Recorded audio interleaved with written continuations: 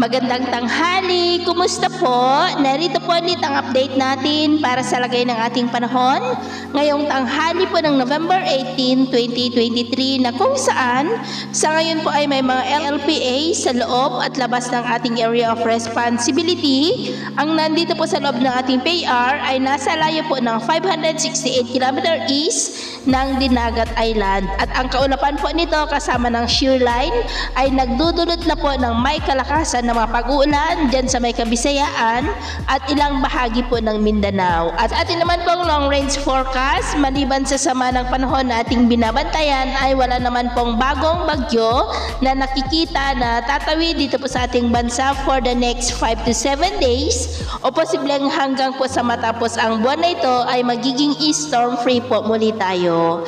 At sa lagay po ng ating panahon ngayon, malakas pa rin po ang bugso ng hanging amihan sa malaking